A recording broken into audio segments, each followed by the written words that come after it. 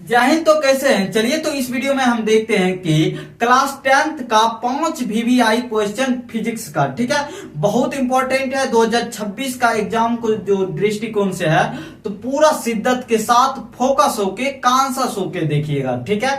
तो चलिए हम क्वेश्चन देखते हैं, ठीक है। ऐसे ही हम VVI क्वेश्चन लेते आएंगे, पूरा अच्छे से समझा देंगे जो आपको एग्जाम में बहुत हेल्पफुल मिले, ठीक है। तो चलिए देखिए, पहला क्वेश्चन हम लिए हैं, आवर्धन किसे कहते हैं? आवर्धन किसे कहते हैं? सिंपल सा इसका परिभाषा है, प्रतिबिंब की ऊंचाई और वस्तु की ऊंचाई के अनुपात को हम क्या कहते हैं? आवर्धन कहते हैं। सिंपल सा है, ठीक है। जैसे कि आपका प्रतिबिंब है तो प्रतिबिंब की ऊंचाई, और आप हैं तो आप वस्तु हैं तो आपका प्रतिबिंब की ऊंचाई अब बट्टा वस्तु की ऊंचाई को हम क्या कहते हैं? आवर्धन कहते हैं। हो गया, इसका परिभाषा भी है, पर वही प्रतिबिंब की ऊंचाई बट्टा वस्तु की ऊंचाई के अनुपात को हम क्या कहते हैं? आवर्धन कहते हैं। हो गया। और इसे एम इक्वल टू, एम मतलब आवर्धन, और इक्वल टू H2 बट्टा H1, इसका फॉर्मूला हो गया। तो H2 क्या है? H2 क्या है? प्रतिबिंब की ऊंचाई, और H1 क्या है? वस्तु की ऊंचाई। तो फॉर्मूला यानी एम मतलब आवर्धन, हिंदी में फॉर्मूला बनाइएगा तो कैसे?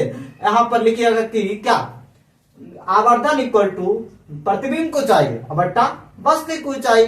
इसी को हम दूसरा रूप भी लिख सकते हैं, दूरी रूप में एकदम ये भी होता है, m इक्वल टू वी बट्टा U, M equal to U V बट्टा यू, ठीक है, दूरी रूप में, ठीक है, बात समझे। और ये किस में है? लेंस में है, ये लेंस में है ये फॉर्मूला। अगर वही दर्पण में होगा तो यहाँ माइनस वी बट्टा यू होगा, ध्यान रखिएगा, ठीक है। एक छोटी सी बात है, ठीक है, ये फॉर्मूला है, ठीक है, एम इक्वल टू वी बट्टा यू, और वही ये दर्पण, ये लेंस के लिए है, ठीक है, वही दर्पण में होगा तो माइनस वी बाई यू, ठीक है। अब यहां पर देखिए, एक छोटा सा चीज के लिए हम ये 3 फार्मूला लिखे हैं, एक छोटा सा चीज के लिए, ठीक है, वो आपको नहीं लिखना है, ये चीज आपको नहीं लिखना है, ठीक है, हम आपको समझाने के लिए सिर्फ लिखे हैं, ठीक है। देखिए, इससे पता चलता है कि प्रतिबिंब वस्तु से बड़ा है या छोटा, बस, ठीक है। जब इसको फार्मूला पर बैठाकर इसका अगर मान दिया रहेगा कि H2 इतना है और H1 इतना है, तो सॉल्व करके जितना आएगा उससे आपको ये पता चल जाएगा कि प्रतिबिंब बड़ा है कि वस्तु बड़ा है। बात समझे? इससे पता चले। कहिएगा कैसे सर? तो एकदम सिंपल सा है। देखिए, मॉड ऑफ एक के अगर बराबर रहे सॉल्व करके तो क्या दोनों बराबर होगा, प्रतिबिंब भी बराबर होगा और वस्तु भी, प्रतिबिंब की ऊंचाई और वस्तु की ऊंचाई क्या होगा? बराबर होगा, ठीक है, सॉल्व होगा। एकदम सिंपल सा है। अगर ये एक के बराबर होता, और दूसरा कि मॉड ऑफ 0 से बड़ा हो, मॉड ऑफ 0 से बड़ा हो तो उसमें कैसा होगा? H2 बड़ा होगा, H2 मतलब प्रतिबिंब की ऊंचाई बड़ा होगा, किससे? H1 से, वस्तु की ऊंचाई से, ठीक है। और तीसरा है क्या कि मॉड ऑफ एक से छोटा है, यानी मॉड ऑफ से एक बड़ा है तो उसमें क्या होगा? तो वस्तु बड़ा होगा, किससे? प्रतिबिंब से, यानी H1 बड़ा H2 से, H1 बड़ा H2 से, एक मतलब वस्तु की ऊंचाई बड़ा है और प्रतिबिंब की ऊंचाई छोटा है। बात समझे? इससे ये प्रॉब्लम, लेकिन आपको ये लिखना नहीं है, बस ये जो लाइन लिखे थे ना, इसको समझाने के लिए हमें ये चीज लिखना पड़ा, ठीक है।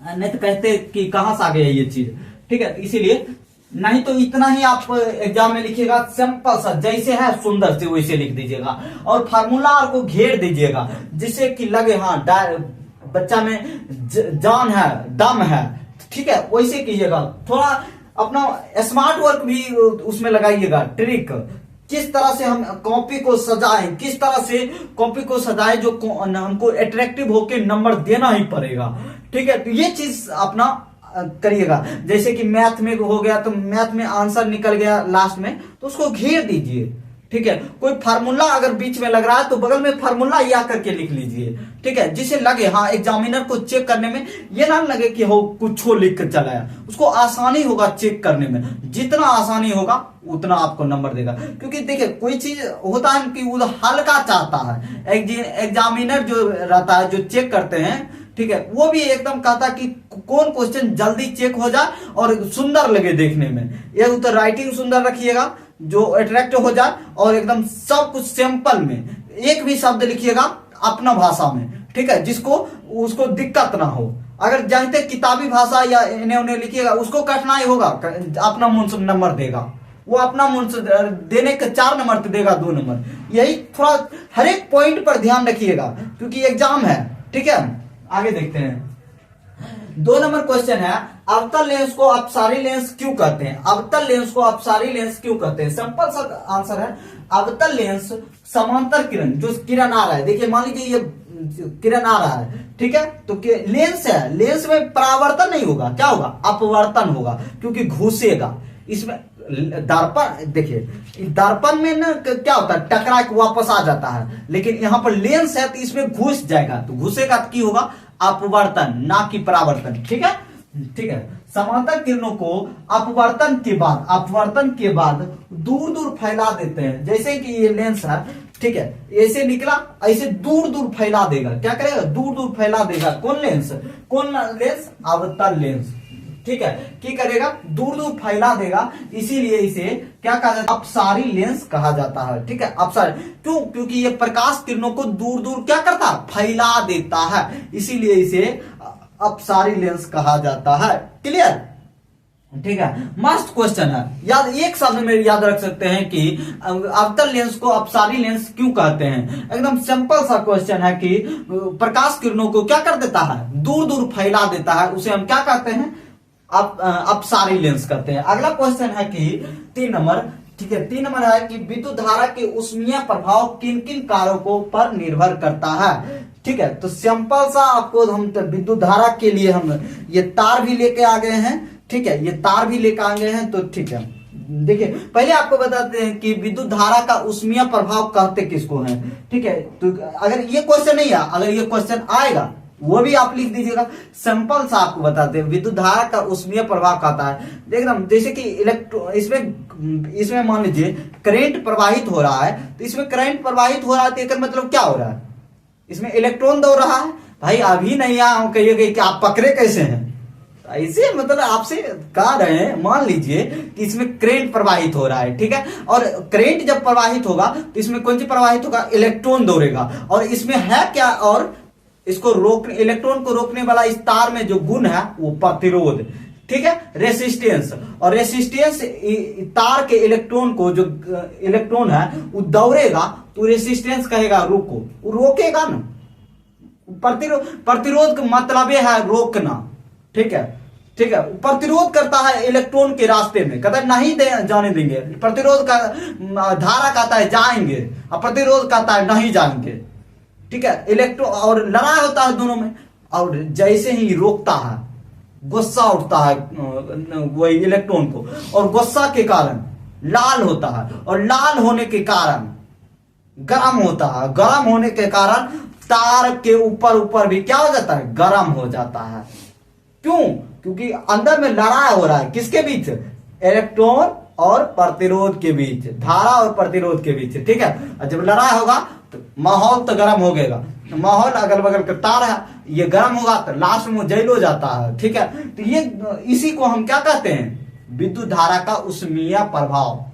इसी के कारण इसमें क्या होता है? हीट उत्पन्न होने लगता है, हीट उत्पन्न होने लगता है, इसी को हम कहते हैं उष्मीय प्रभाव। लेकिन ये क्वेश्चन नहीं है, क्वेश्चन है कि विद्युत धारा के उष्मीय प्रभाव किन किन कारकों पर निर्भर करता है, यानी किन किन बातों पर निर्भर करता है, ठीक है। तो बहुत बात है इसमें, जैसे कि इसमें पहले तो होने के लिए पहले धारा दौड़ेगा, नियम होने के पहले तो इसमें धारा दौड़ेगा तब ना करंट दौड़ेगा, तो पहले करंट का होना जरूरी है।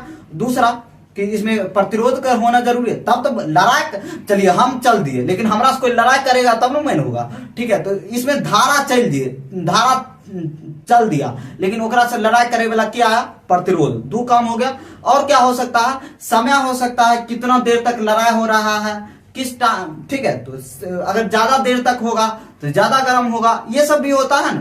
तो समय एकदम ऐसी ही क्वेश्चन सिंपल सा, देखिए ना, कहिएगा विद्युत धारा के लिखिएगा पहले एकदम सिंपल सा, जैसे क्वेश्चन ये है तो एकदम अलग पेन से ये लिख दीजिएगा, विद्युत धारा के उष्मीय प्रभाव किन निम्नलिखित बातों पर निर्भर करता है, ऐसे लिख दीजिएगा सिंपल सा। चालक तार के प्रतिरोध आर पर निर्भर करता है, ठीक है, एगो पहला हो गया आर, प्रतिरोध, इसमें प्रतिरोध पर निर्भर करता है। दूसरा हो गया चालक में बहने वाली धारा, धारा तो होबे करेगा, ठीक है, धारा भी होइएगा, इसमें धारा दौड़ेगा, ठीक है।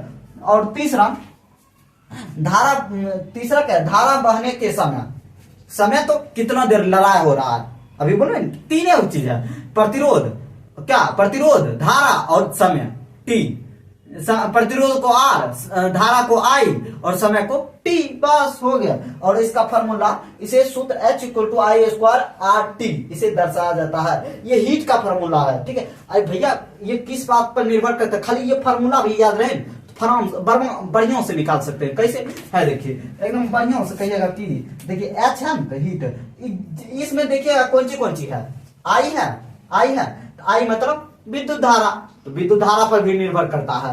R है, R मतलब प्रतिरोध, प्रतिरोध पर भी निर्भर करता है।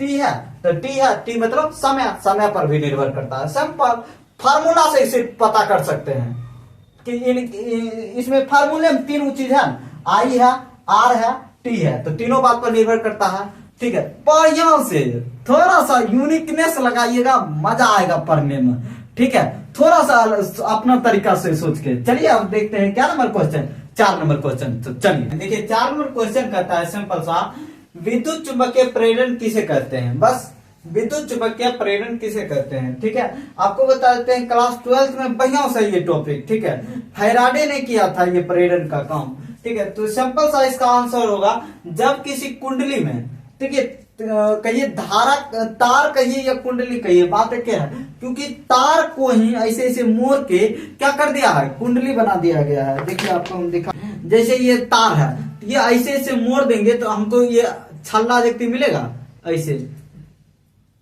मिलेगा, तो इसी को हम कुंडली कहेंगे, ठीक है। ये तार ही है, ठीक है। जब किसी कुंडली में चुंबकीय फ्लक्स परिवर्तन होता है, ठीक है, चुंबकीय फ्लक्स मैग्नेटिक फील्ड परिवर्तन होता है, मतलब बदलते रहता है, ठीक है, परिवर्तन होता है यानी बदलते रहता है, ठीक है। तो उसमें विद्युत वाहक बल, ठीक है, यानी विद्युत वाहक बल यानी EMF, ठीक है, EMF उत्पन्न होना विद्युत चुंबकीय प्रेरण कहलाता है। सिंपल सा है, जैसे ये है, फैराडे ने ये किया था, फैराडे साइंटिस्ट ने, मान लीजिए कि इसमें हम क्या ऐसे कुंडली बना है, ठीक है, ठीक है, और ये चुंबक है, ठीक है, चुंबक है, ठीक है, और ये ऐसे ऐसे कर रहा था, तो यहाँ पर क्या उत्पन्न हो रहा था, यहाँ पर मैग्नेटिक फील्ड उत्पन्न हो रहा था। मैग्नेटिक फील्ड उत्पन्न होने के कारण यहाँ क्या उत्पन्न हुआ, करेंट उत्पन्न हुआ, ठीक है, विद्युत धारा उत्पन्न हुआ, ठीक है। यही क्या कहलाता है, चुंबकीय। ऐसे ऐसे करने से ये जो है मतलब प्रेरण देने से, टॉर्चर करने से जो विद्युत धारा उत्पन्न हुआ, जो करंट उत्पन्न हुआ, उसी को हम क्या कहेंगे, क्या प्रेरण विद्युत धारा, क्या है, विद्युत चुंबकीय प्रेरण, ठीक है, उसी को हम कहेंगे विद्युत चुंबकीय प्रेरण। इससे क्या किया जाता है, धारा उत्पन्न किया जाता है ऐसे ऐसे करके ये कुंडली में। तो ये हो गया, एकदम बढ़िया से लिख दीजिएगा, कोई दिक्कत नहीं। जब किसी कुंडली में चुंबकीय फ्लक्स परिवर्तित होता है, अब परिवर्तित होता है कैसे, क्योंकि देखिए ऐसे करिएगा ना तो नहीं होगा, क्योंकि देखिए ये अगर देखिए ऐसे ऐसे करते रहिएगा तो ये हमेशा ये बदलता रहेगा। अगर ये नॉर्थ पोल हो तो ये साउथ पोल बन जाएगा, लेकिन एक के बार सटा दीजिएगा तो ये अगर नॉर्थ पोल हो तो ये साउथ पोल रहेगा, दोनों रिपेल कर देगा, ठीक है। इसीलिए ये चेंज किया जाता है, बार बार ऐसे ऐसे करके इसको परिवर्तित किया जाता है, यानी फ्लक्स को बदला जाता है, मैग्नेटिक फील्ड को क्या कहा जाता है, बदला जाता है, ठीक है, जिसके अंदर क्या उत्पन्न हो, EMF यानी विद्युत वाहक बल उत्पन्न हो, ठीक है। ये अचानक में EMF उत्पन्न होता है, जिसे हम क्या कहते हैं, विद्युत वाहक प्रेरण कहते हैं, ठीक है। ये क्वेश्चन क्लियर, कुंडली रहता है, ठीक है। और किसने किए थे, फैराडे साहब ने किए थे, ठीक है। और देखिए मतलब ये कहने का अर्थ क्या है ये भी बताइए देते हैं। इससे ये पता चलता है कि चुंबक से हम करंट बना सकते हैं। और स्टेट साहब ने ये निकाला था कि हम क्या विद्युत से चुंबक कर सकते हैं, और स्टेट और फैराडे ने किया था कि भाई चुंबक से बिजली बनाएंगे, समझ रहे हैं। और स्टेट एक जो साइंटिस्ट थे, और स्टेट बोला था कि विद्युत से करंट से हम चुंबक बनाएंगे, और बना भी, मतलब खोज दिए, बनाए नहीं खोज दिए, ठीक है, खोज दिए। और फैराडे साहब क्या खोजे, चुंबक से करंट, यही तो है, ठीक है, फिजिक्स है भाई। अगला क्वेश्चन 5 नंबर क्वेश्चन है, देखिए मैक्सवेल का दक्षिण हस्त नियम, मैक्सवेल साइंटिस्ट था, दक्षिण हस्त नियम एकदम समझ लीजिएगा, दाहिना हाथ का नियम, दाहिना हाथ का नियम जय हाथ से खाते हैं, ठीक है, ये है होगा, ठीक है, एकदम जैसे नियम हम कहते हैं वैसे करते हैं। धारावाही चालक तार को दाहिने हाथ से इस प्रकार पकड़े जैसे कि मान लीजिए कि इसमें करंट अभी प्रवाहित हो रहा है, ठीक है, प्रवाहित हो रहा है, ठीक है, तो धारावाही तार को दाहिने हाथ से, मेरा ये हाथ है दाहिना, ठीक है, धारा की दिशा, ठीक है, और पकड़े इस प्रकार पकड़े कि अंगूठा धारा की दिशा को बतलाती है और शेष उंगलियां चुंबकीय क्षेत्र रेखाओं की दिशा को बतलाती है, ठीक है, तो अंगूठा किसकी दिशा, धारा की दिशा, करंट की दिशा, और जो शेष उंगलियां हैं किसकी, चुंबकीय, देखिए शेष उंगलियां जो है क्या है, चुंबकीय क्षेत्र रेखाओं की दिशा, चुंबकीय क्षेत्र रेखा। तो सिंपल सा देखिए, दाहिना हाथ के उंगलियों को इस प्रकार फैलाइए जो अंगूठा, अगर मान लीजिए कि इस तार में से इधर से एन करंट जा रहा है, तो हम धारा की दिशा, अंगूठा धारा की दिशा बता रहा है, और शेष उंगलियां देखिए एन, ये है शेष उंगलियां, ये एन, ये जो चारों बता रहा है कौन चीज, चुंबकीय क्षेत्र रेखा, इसमें जो उत्पन्न होगा, कैसे उत्पन्न होगा, चुंबकीय क्षेत्र रेखा क्या उत्पन्न होगा, एन से एन उत्पन्न होगा।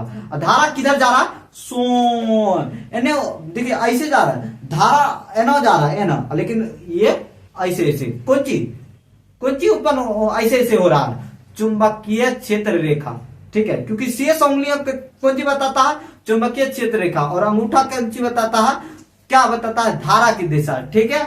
और बढ़िया से सिंपल है, बढ़िया से आप समझ जाइएगा ना तो गर्दा उड़ा दीजिएगा, ठीक है। ऐसे ही क्वेश्चन लेके बढ़िया से नेक्स्ट वीडियो में आते हैं। तो जय हिंद, जय भारत, मिलते हैं नेक्स्ट वीडियो में, जय हिंद।